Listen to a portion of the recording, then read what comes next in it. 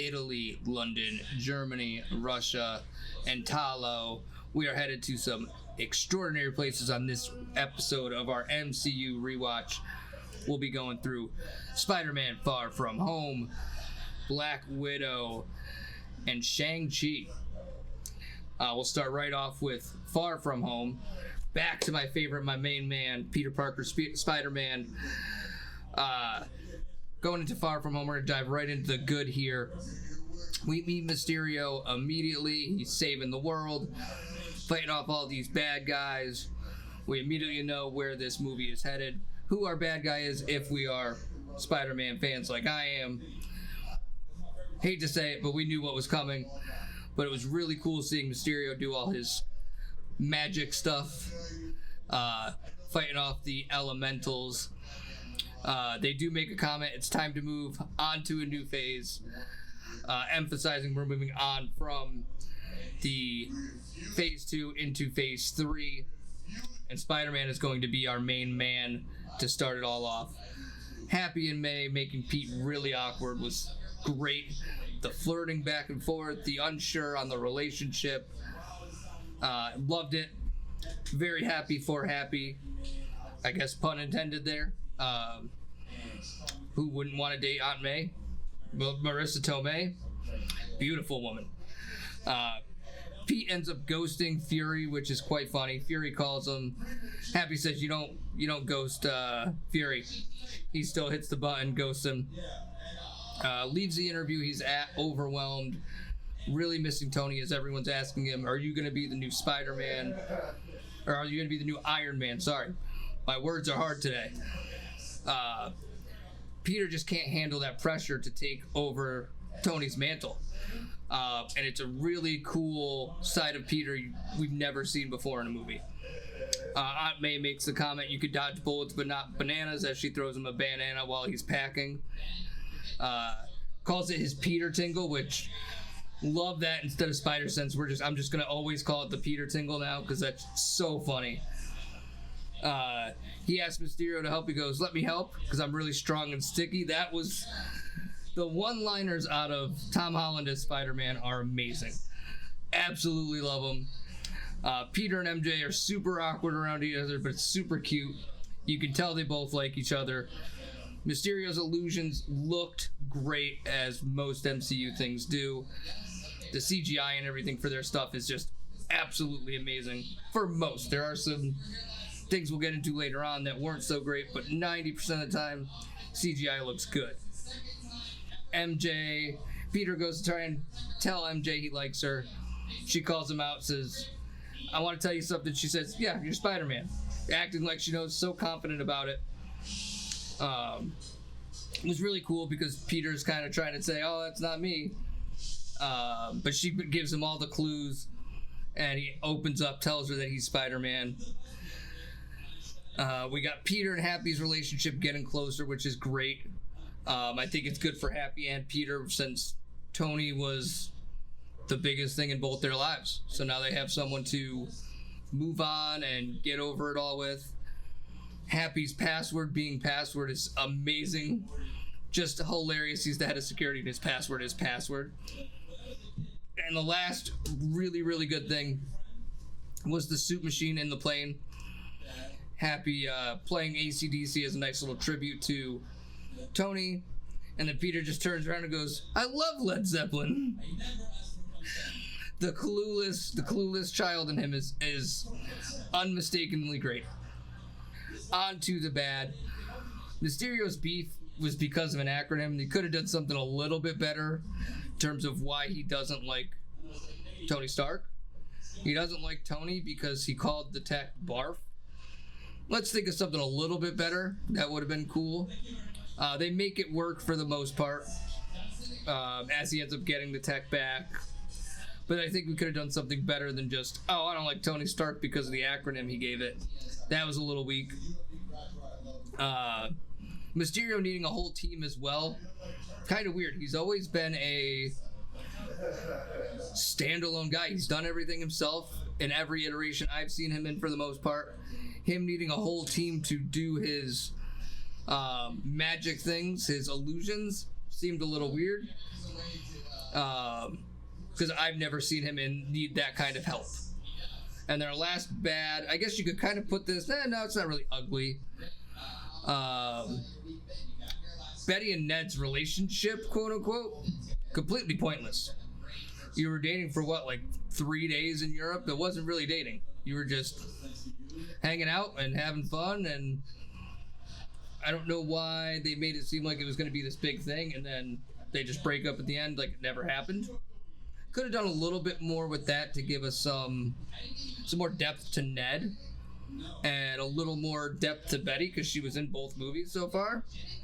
So we know who she is, but we don't really know a ton about her. We just know I think she's class president, but she's one of the popular kids. Ned is obviously not. Nothing really ugly in the movie that I could say was like, oh, that was terrible. So I would say, yeah, like, let's just leave it at that. There wasn't really anything that was super, super bad, but we did have some things that could have been better. On to our end credit scene and our score. In the end credit, we got Mysterio manipulating the video of him, Peter stopping him, making it look like it's all Peter's fault and Peter's the bad guy, exposes Spider-Man's identity. We get J. Jonah Jameson back, played by the original actor of J.K. Simmons. Love that. Bring him back anytime he's around, and you can have him play that character, because he just nails it every time.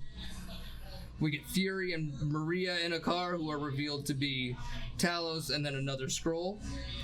We end up finding out Fury is on a spaceship with the Skrulls, as this is going to be build up for Secret Invasion. That was a TV show we got, I think, a couple years later. I still haven't watched it. I'll watch it eventually. Maybe we'll go back eventually and watch all the TV shows and catch up on that filler information, maybe just the ones we haven't seen, or just do a review on those once we have no current content. Because after this, we will be jumping into the current stuff, like Daredevil Born Again, Maul, the Mario movie, because I'm behind on all that. We're trying to get through this so we can start giving you the current stuff and get all caught up on that. So definitely keep your eyes peeled for where we're going after the MCU. We only got a few more videos left, guys, so we'll be getting there before you know it. My overall grade on this, 9.5. A little bit better than Homecoming. Still an amazing Spider-Man movie. As I said before, Tom Holland, hands down the best Spider-Man. These two movies, individually, I think are better than any two movies Tobey Maguire and Andrew Garfield did. Fight me about it. I'll die on that hill. There's my hot take. Every Tom Holland movie so far has been better than any two movies by itself, made by the other guys. That's my hill and my hot take I'm standing on. 9.5 for Spider-Man Far From Home. On to Black Widow. Here we go. Jump right into the good. We're gonna roll through this here for you guys. Finally get some backstory to Natasha. She showed up early in the MCU. We never really knew anything about her. We knew she used to be a spy of some sort and an assassin of some sort. Now we're diving into it. Love it. We start with Natasha on the run from the feds because of the Sokovia Accords. I'm assuming this part is taking place right after Civil War, as we haven't really got much of her since then, besides Endgame, and we know this takes place technically after, but this movie goes back and forth. So there's some time confusion there. We get Taskmaster showing up. The first fight I thought was perfectly done with Taskmaster and Natasha, as Taskmaster, who I went into this assuming was a male, because every iteration I've seen of Taskmaster has been a male, mimicking Natasha perfectly in that first fight. Mirror images, landing the same. Awesome, really cool. She finally meets up with Yelena, and Yelena referring to the other Avengers as the big ones was a nice little touch, just kind of like a little poking of the bear to Natasha. Then we get Natasha giving Yelena crap for the vest she's wearing. And it's the first thing she bought. She was so proud of it. She said, "This vest is the first thing I've ever bought myself with my own money." And Natasha just kind of looks at her. She goes, "Sure has a lot of pockets." And it was just a nice little bit, funny little back and forth. I do love that Natasha got one more hero moment before we never see her again, because we all know she dies in Endgame. So it was nice to kind of give her a nice send-off. I still don't think she should have been the one to die for the Soul Stone, but that's just my opinion. Let's give it up for her. She had a great run. She finally got her hero moment when she gets all of the future widows and gets the names of them to be able to save them from their, essentially their fate as Natasha knows it. Red Guardian stealing Taskmaster's shield was really cool. Red Guardian throughout the whole movie was really good. Love David Harbour as Red Guardian. Nat and Yelena at the end get a really nice moment, gives them some closure, as we know they're never going to see each other again. So that was nice to kind of give Natasha her send-off. Give her flowers, as some would say. I definitely think she deserved it, as she was I'm not going to say a second-rate Avenger, but she definitely was one of the lesser-known Avengers. As Yelena said, not the big ones like Thor, Iron Man, Captain America. She didn't really have powers, so she was just a naturally gifted fighter. So it was nice to give her little flowers at the end and give her some closure. The bad. We'll move on to the bad now. We got Nat forgiving Melina and Alexei after they sent them to be tortured and just basically abandoned them. I don't think I could forgive them. Getting to working together and stuff makes a little sense, but it seemed like they just forgave him for everything. And it was like immediately once they met him, so that was a bit weird. Felt like it might have taken a little more time, but they couldn't really drag out the movie anymore. I think if the movie was any longer, it really would have been too long. Dreykov's cologne is what protects him. That was kind of stupid as well. I don't get it.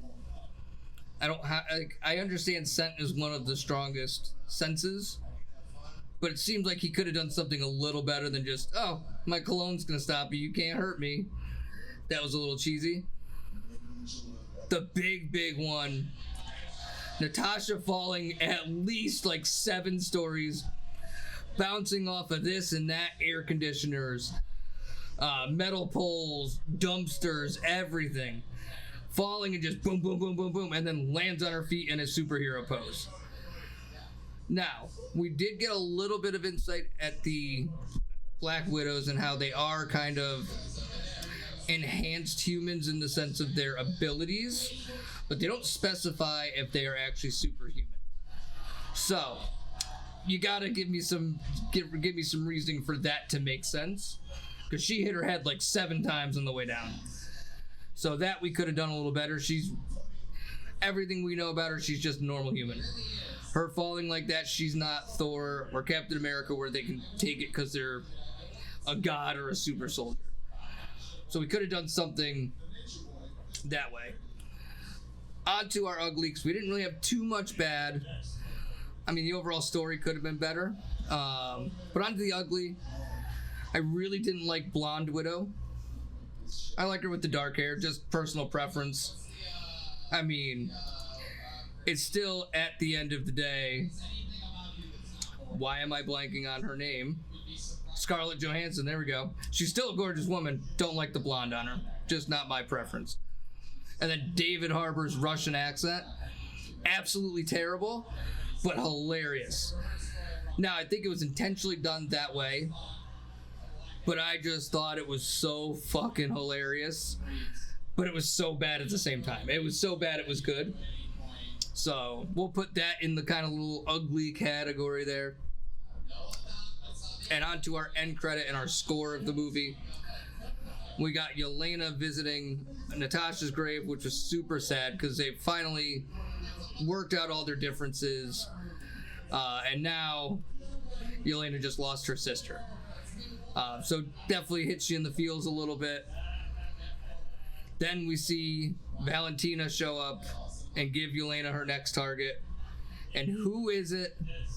None other than Clint. Her next target is Hawkeye. This obviously was to set up the Hawkeye TV show. I have seen part of it, never ended up finishing it. So we'll eventually go back to that. But it does seem like, at least here in the beginning of Phase 3, we're really starting to set some more stuff up. Good job in that sense. Now, from what I've seen of Marvel TV, there's not many good TV shows. So the follow through, again, we'll go rewatch them at one of these days. We got so much coming out now, I just want to get caught up with it and be ready to go for Spider-Man and everything else coming out. The re-release of Endgame, so we can see what they changed, because we know they're changing some stuff, and we know Doomsday will take place directly after Endgame. So we're getting caught up. We just want to know everything that's going on. Overall score, 6 for me for Black Widow. It was about as good as, I want to say, Doctor Strange. I gave a 6. Look, I gave Strange a 6.5. I gave this a 6. A little below Doctor Strange. But still a pretty good movie overall. Story could have been a little better, but wasn't terrible. Now on to Shang-Chi. Actually, this was my first watching of Black Widow and Shang-Chi. So these are just my initial reactions and what I liked, what I didn't like. Maybe on a second watch, I'll see some stuff I didn't catch or might enjoy it a little bit better. So Shang-Chi, will jump right into good. I got a decent amount of stuff here listed. Great job giving us the backstory of the Ten Rings and Wenwu. We really learn what the Ten Rings are, kind of where they came from, and what they do and who has them. So we see Wenwu get his ass absolutely whooped by Ying Li as he's trying to find Ta Lo, which is this secret place that has mystical creatures full of magic. There's a lot of lore to it, but nobody has really ever seen it. It's just a tale for most people. So Wenwu finally finds it, runs into Ying Li, and she absolutely mollywops him. His 10 rings are nothing compared to her. Really cool fight scene. And then as we get to learn Sean, aka Shang-Chi, we start getting some backstory on him. As we know, we can tell we assume this is the kid that Ying Li and Wenwu had. He's a valet driver with his best friend Katie. Now, this whole movie, why they didn't have them end up together, I don't know. That we could probably throw in the bad when we get there. But they're like, yeah, we should probably go home, be responsible, get some sleep. And Katie just says, well, what if we... And we go straight to karaoke. And it's amazing. The terrible singing, the drinks, it's great. I love every moment of it. As a person who used to go to karaoke weekly, great vibes. I love going to a good karaoke night. This brought back a lot of those memories. Was really, really cool. Then we get Shang-Chi and Katie on the bus, and they come up to Shang-Chi, or Sean at the time, because we don't know he's well, we know, but she doesn't know he's Shang-Chi yet. And they try to take his medallion. So he starts getting into a fight with like 6 assassins. There's a guy on the bus with his phone, goes live on what looks like TikTok or Instagram, something like that. And he's like, we're live here, and I'm gonna grade the martial arts on the bus right now. And he's just live, filming himself, not even the fighting, which was even funnier. And then as the fight's going on, he cuts back to the same guy. He goes, "You got this, bro." And he gets fucking in. He goes, "My bad." "No, you don't." That was pretty fucking good. They end up getting the medallion. We learn that Shang-Chi has a sister. He's now going to save her. He said, "Oh, we got to get back." Well, not Xiling, I think is how you say it. I don't know if I pronounced that right. I think I did. And Katie's pissed off. I love that she cares so much, and she's like, "Why have you never told me you have a sister? What was all that on the bus? You know what I mean? I didn't know you could fight, this and that." Then he finally gets to where he needs to go to meet his sister. I don't remember where that is. Sorry for that. Go ahead and roast me in the comments. I don't care. And we get Wong fighting Abomination in this big fight club. So Shang-Chi signs his contract, trying to find his sister, sees the big fight club, and then he learns he is signed up to fight. The Wong versus Abomination fight was awesome. I love Wong looking at him saying, "You want to know how that feels?" Puts a couple portals up. Abomination punches and actually punches himself in the face. That was really cool. Some more cool Doctor Strange type CGI and visuals, which was great. The forest maze, trying to find Ta Lo after... Well, actually, at that fight, that's where he finds his sister. Then, as they're going to try and find Ta Lo to get there before Wenwu, we get them trying to drive through this forest maze with a mystical creature they find named Morris, who is guiding the way. We'll get more into Morris in a few minutes. Really cool with them driving through the forest. You get the trees closing in on them. We also got some really cool slow motion water scenes with Wenwu when he uses those two medallions to get the map of the forest. So those slow motion water shots were really cool as well. When we get to Ta Lo, mystical creatures were really, really good. Really cool looking. Really made you feel like you were in a fantasy world, which was great. Katie's character growth was awesome throughout this entire movie. You could tell she's scared to try new things. And she even says, "Oh, I start to do something, I'll get pretty good at it, and then I'll just give up on it." But it was great to see her finally overcome that. She learns that she's naturally just a good shot with a bow and arrow, which was cool. It was great seeing her grow throughout the movie. Couple last goods. Who doesn't love a good dragon fight? Awesome. We had like 5 dragons fighting, I think, at one point. That was really awesome. We get Shang-Chi and Xiling. Again, don't know if I'm saying that correctly. They both ride the dragon a couple times. Really cool end fight. And at the end of the day, Katie saves the day. I love that it's Katie who saves the day, because it's always the same person. You would think it would be Shang-Chi. He kind of saves the day, but Katie's really the one that saves the day. And in my opinion, another hot take here, Katie's the best character in the entire movie. Fight me. Love Katie. I think she deserves her own standalone film at this point. Loved her.